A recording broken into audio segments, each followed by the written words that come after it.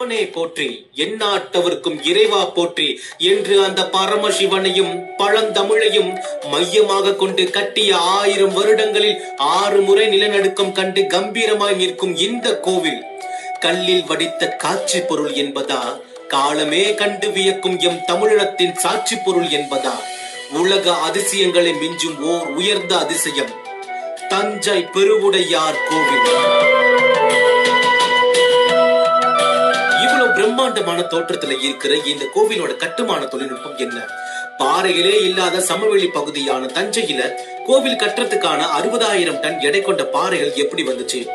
216 அடி உயரம் இருக்கிற கோவிலோட கோபுர உச்சியில 80 டன் எடை கொண்ட ஒரே கல்லாலான பிரம்ம மந்திர கல்ல வைக்க வேண்டிய காரணம் என்ன? பிரமிக்க வைக்கிற அளவுக்கு பிரம்மாண்டமா இருக்கிற இந்த கோவில எப்படி 7 வருஷத்துல கட்டியிருக்க முடியும்? 1000 வருஷங்கள் தாண்டியும் இன்னும் கம்பீரமாவும் திமிராவும் அதே கர்ஜனையோடும் இருக்கிற இந்த கோவிலோட கட்டுமான ரகசியம் என்னவாக இருக்கும்? வெல்கம் டு டாப் இன்ஃபோ தமிழர்.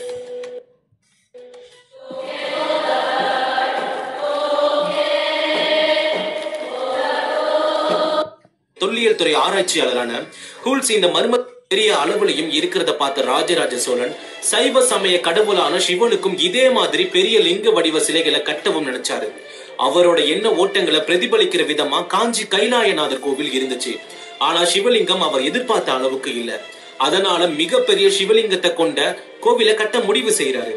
கோவிலோட கட்டுமானம் எப்படி இருக்கணுங்கிற தன்னோட விருப்பத்தை பூர்த்தி செய்ய ராஜராஜ சோழன் தேர்ந்தெடுத்த தலைச்சிறந்த பொறியாளர் தான் குஞ்சரமல்ல பெருந்தச்சன். சோழர்களோட தலைநகரமான தஞ்சையில பெருவுடையார் கோவிலை கட்ட முடிவு செய்யறாங்க. ஆனா கோவிலோட கட்டுமானத்தோட அளவும் திட்டமும் பிரம்மாண்டமா இருக்கிறதுனால ராஜராஜ சோழன் நாட்டு மக்கள் கிட்ட கோவில் கட்டுறதுக்கான உதவியை கேட்கிறாரு. மக்களும் அவங்களால முடிஞ்ச எல்லா உதவியும் செய்ய முன் வராங்க. கோவில் கட்டுறதுக்கான எல்லா வேலைகளையுமே ஆரம்பிக்கிறாங்க. இறுக்கமான செம்மண் நிலத்தை கொண்ட தஞ்சையில எந்த ஒரு மலையோ பாறைகளோ இல்லாத இடத்துல இருந்து 80 கிலோமீட்டர் தூரத்துல இருக்கிற புதுக்கோட்டை மாவட்டத்துல இருந்து 1,60,000 டன் எடை கொண்ட பாறைகளை 3000 யானைகள் மூலமாகவும் 5000 குதிரை வண்டிகள் மூலமாகவும் ஆயிரக்கணக்கான மாடுகள் மூலமாகவும் கருங்கற்கள் தஞ்சைக்கு கொண்டு வரப்பட்டு திறமை வாய்ந்த தலைச்சிறந்த சிற்பிகள் மூலமா ஒவ்வொரு கற்களும் நேர்த்தியா செதுக்கி கோவில 1003ஆம் ஆண்டு கட்ட ஆரம்பிச்சாங்க. கோவில் பிரம்மாண்டமா தரைத்தளத்துல இருந்து 7 பனைமரம் உயரத்துக்கு கோபுரம் கட்டும் போது சோழ தேசமே ராஜராஜ சோழனோட திறமையை கண்டு வியந்து போகுது. இது எல்லாத்துக்கும் மேல கோவிலோட கோபுரத்துக்கு மேல இருக்கிற 80 டன்னுக்கும் அதிகமான எடை கொண்ட பிரம்ம மந்திர கல்ல அவ்வளவு உயரத்துக்கு மேல எப்படி வச்சாங்கன்னு இன்னைக்கு வரைக்கும் யாருக்குமே தெரியாத அளவுக்கு இருக்கிற அந்த தொழில்நுட்பம் 2 பேருக்கு மட்டும்தான் தெரியும். ஒன்னு ராஜராஜ சோழன், இன்னொன்னு 18 அடி உயரத்துல லிங்க வடிவுல இருக்கிற அந்த பெருவுடையாருக்கு மட்டும்தான் தெரியும். குஞ்சரமல்லன் பெருந்தச்சனோட மேற்பார்வையில ஆயிரக்கணக்கான மக்கள் 100கணக்கான யானைகளோட உழைப்பு மூலமா பெருவுடையார் கோவில் பிரம்மாண்டமா 7 வருஷங்கள் தொடர்ந்து கட்டப்பட்டு 1010வது வருஷம் கட்டி முடிக்கிறாங்க. பெருவுடையார் கோவில் கட்டப்பட்ட வருஷத்துல இருந்து 1000 ஆண்டுகள் தாண்டியும் இன்னைக்கு வரைக்கும் கம்பீரமா இருக்க ஒரே காரணம் அக்கால தமிழர்களின் கட்டுமான நுட்பம் தான் முழுக்க முழுக்க காரணம். அப்படிப்பட்ட கோவிலோட கட்டுமானத்தை பத்தி கட்டடக்கலை கலைஞரும் ஆராய்ச்சியாளருமான தென்னை மெய்மன் அருமையாக சொல்லியிருக்காரு. பெரிய கோவிலோட விமானம் மிக திறமையான தொழில்நுட்பம். ஏன்னா கோவில் கட்டப்பட்ட இடத்துல சுக்கான் பாறை நிலப்பரப்புல 350 அடி அகலத்துல தொட்டி மாதிரி கட்டி அந்த தொட்டியில மேற்கு தொடர்ச்சி மலைகள்ல ஓடிட்டு இருக்கிற காட்டாறுல இருந்து மணலை எடுத்து வந்து அந்த மணலை 350 அடி அகல தொட்டியில கொட்டி அதுக்கு மேல மரக்கால் வடிவுல அஸ்திவாரம் அமைச்சு கனமான கல்ல பொருத்தி தரைமட்ட அளவுக்கு கொண்டு வந்திருக்காங்க. இதுக்கு மேல கட்டப்பட்டதுதான் 216 அடி உயரம் கொண்ட கோபுரம். கிட்டத்தட்ட தஞ்சாவூர் தலையாட்டி பொம்மையோட அதே வடிவம் தான் இந்த கட்டுமானத்துக்கும் இருக்கு. அப்படிப்பட்ட இந்த கட்டுமானத்தோட பேரு தான் டைனமிக் ஆர்கிடெக்சர். இந்த கட்டுமானத்தோட சிறப்பு என்னன்னா பூமியோட அசைவுக்கும் அதிர்வுக்கும் ஏத்த மாதிரி கோபுரம் அசைஞ்சு தன்னையே தற்காத்து கொள்ற அளவுக்கு இந்த கட்டுமானம் கட்டப்பட்டிருக்கு. அது மட்டும் இல்லாம பூமியோட அச்சு சாய்வுகளை எல்லாம் கணிச்சு நுட்பமான அஸ்திவாரம் அமைச்சு இருக்கார்படை நுட்பத்துல தொடங்கி கனம் இல்லாத ஒற்றை கல்லால கோபுரத்தை வடிவமைச்சு பூமியோட சுழற்சிக்கு ஏத்த மாதிரி கட்டியிருக்க இந்த கட்டுமானம் 1 இல்ல 2 இல்ல இதுவரைக்கும் 6 நிலநடுக்கத்தை தாங்கி கன கம்பீரமா இப்ப வரைக்கும் இருக்குன்னா அப்போ இந்த கட்டுமானத்தை உலக அதிசய பட்டியல்ல சேர்க்க கூடாது. ஏன்னா உலக அதிசயங்களை மிஞ்சும் உச்சபட்ச அதிசயம் தான் இந்த தஞ்சை பெருவுடையார் கோவில்.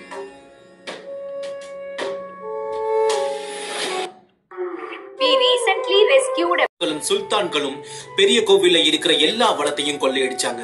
பிரெஞ்சுக்காரனும் ஆங்கிலேயனும் பீரங்கியை வச்சு சேதப்படுத்தினாங்க. அது மட்டும் இல்லாம 30 வருஷமா சிப்பாயிலோட கூடாரமா இருந்த பெரிய கோவில் பல தாக்குதல்களை சந்திச்சது. கொள்ளையனும் வெள்ளையனும் சேர்ந்து கோவிலோட சில பகுதிகளை சேதப்படுத்தினாலும் அவங்களால பிரமிக்க வைக்கிற அளவுக்கு இருக்கிற அந்த கோபுரத்தையும் பிரம்மாண்டமா இருக்கிற அந்த சிவலிங்கத்தையும் சுத்தமான தமிழ்ல சொல்லணும்னா ஒரு மயிர் அளவு கூட அசைக்க முடியலங்கிறது தான் ஆணித்தரமான உண்மை. சில வருஷங்களுக்கு முன்னாடி மத்திய தொல்லியல் துறை தஞ்சை பெரிய கோவிலோட திருச்சுற்று பகுதியில இருக்கிற தரைப்பகுதியை எடுத்து திரும்பவும் சரி செஞ்சாங்க. அப்போ 8 அடி ஆழம் தோண்டும் போது முண்டுக்கற்கள் அவங்களுக்கு கிடைக்குது.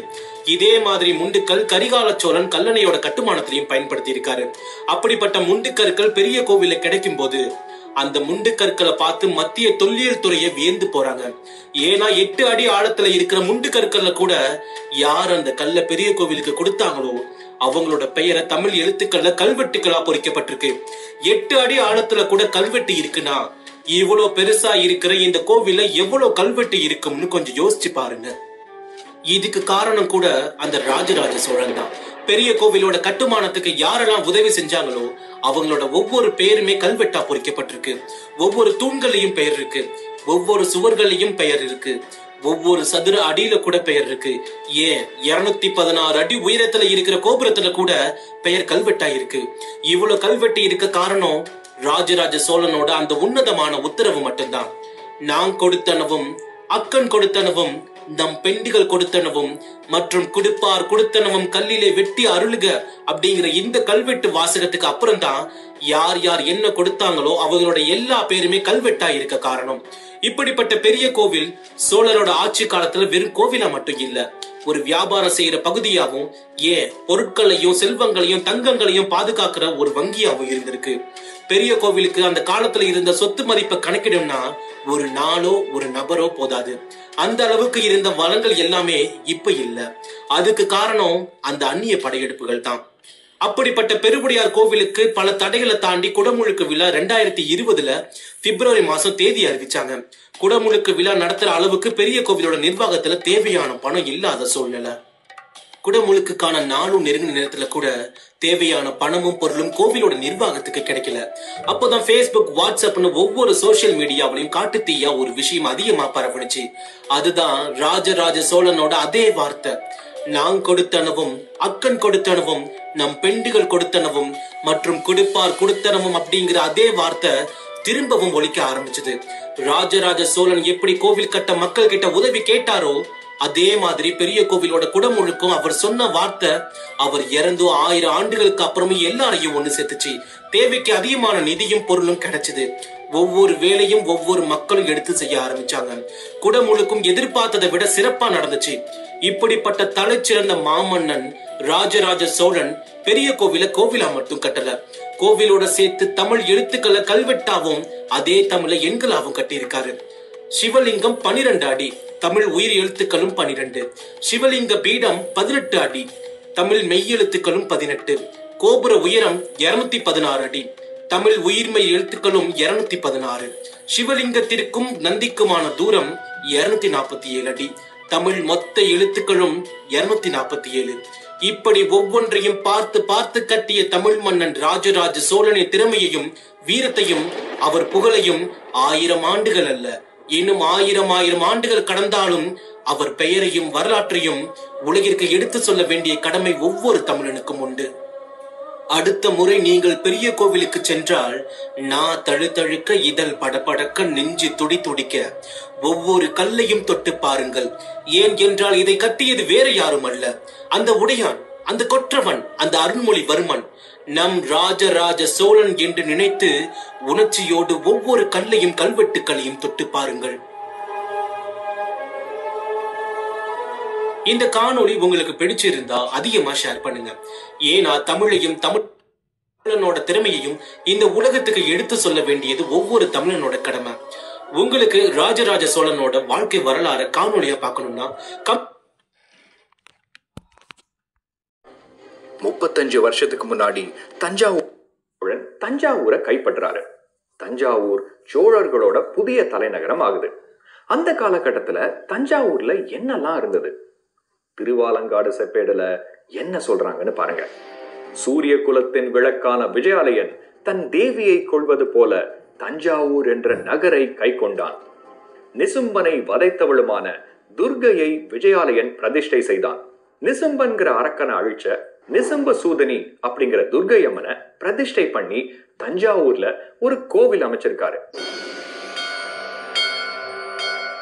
எந்த ஒரு போருக்கு போறதுக்கு முன்னாலேயும் இந்த நிசும்ப சூதனிய வணங்கிட்டு போறதுதான் சோழர்களோட வழக்கமா இருந்திருக்கு. இன்னும் கொஞ்ச நேரத்துல விஜயாலய சோழன் அமைச்ச நிசும்ப சூதனிய நேர்ல போய் பார்க்க போறோம். ஆனா சோழர்கள் இந்த மாதிரி தெய்வங்கள் அமைச்சது போக கோட்டைகள் அரண்மனைகள் எதுவும் கட்டலையா? ஆதாரம் 2, இஞ்சி சூழ் தஞ்சை. அதென்ன இஞ்சி சூழ் தஞ்சை? கருவூர் தேவர் 12 திருமுறைகள்ல ஒன்றான திருவிசைப்பால என்ன சொல்றாருன்னு பாருங்க. இந்த எல்லா பாடல்களும் இஞ்சி சூழ் தஞ்சை அப்படின்னு முடியுது. இங்க இஞ்சினா சாப்பிடுற இஞ்சி இல்ல, இதுக்கு கோட்டை மதில் சுவர்னு இன்னொரு அர்த்தமும் இருக்கு. அப்போ இஞ்சி சூழ் தஞ்சைனா மொத்த தஞ்சை நகரத்தையும் சுத்தி அந்த காலத்துல ஒரு பெரிய கோட்டை சுவர் இருந்திருக்கு. எப்போ? கருவூர் தேவரோட காலமான 10ஆம் நூற்றாண்டிலேயே.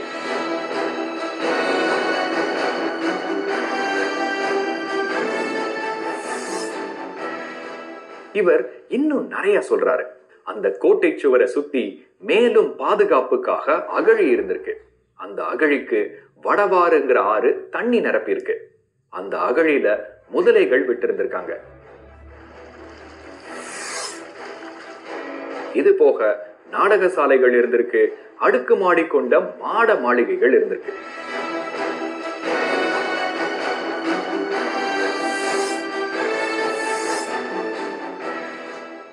சரி, இதெல்லாம் இருந்திருக்கு. ஆனா சோழர்களோட அரண்மனை பத்தி குறிப்பில்லையே. ஆதாரம் 3, பெரிய கோவில் கல்வெட்டு. தஞ்சை பெரிய கோவில்லையே ரொம்ப சிறப்பான கல்வெட்டு எது தெரியுமா? அந்த கோவில்ல வெட்டப்பட்ட முதல் கல்வெட்டு. இதுல அப்படி என்ன சிறப்புன்னு நீங்க கேட்கலாம். இந்த கல்வெட்டுல தான் இது நான் எடுத்த கோவில் அப்படின்னு ராஜராஜ சோழன் குறிப்பிட்டிருக்காரு. அது மட்டும் இல்ல, இந்த கோயிலுக்கு கொடுக்கப்பட்ட தானங்கள் எல்லாத்தையும் கல்வெட்டா பொறிச்சு வைங்க அப்படின்னு ஆணையிடுறாரு. இப்போ இந்த ஆணையை பிறப்பிக்கும் போது ராஜராஜ சோழன் எங்க இருந்தாருன்னு இதெல்லாம் போட்டிருக்கு. ஸ்ரீ ராஜராஜ தேவர் தஞ்சாவூர் கோயிலின் உள்ளால் இருமடி சோழனின் கீழை திருமஞ்சன சாலை. இதுல தஞ்சாவூர் கோவில்னா பெரிய கோவில் இல்ல, கோப்ளஸில் கோவில், மன்னரோட வீடு, அரண்மனைய குறிக்குது. கோவிலை பத்தி சொல்லும் போது திருக்கற்றளி அப்படின்னு போட்டிருக்காங்க. அப்போ தஞ்சாவூர் கோயிலின் உள்ளால் இருமடி சோழன். தஞ்சாவூர் அரண்மனையில இருமடி சோழன் ஒரு மாளிகை இருந்திருக்கு. அதோட கிழக்கு சைடுல ஒரு திருமஞ்சன சாலை, அதாவது குளிக்கிற இடம் இருந்திருக்கு. அங்க வச்சுதான் இந்த கல்வெட்டை பொறிங்க அப்படின்னு ஆர்டர் கொடுத்திருக்காரு. அப்போ தஞ்சாவூர்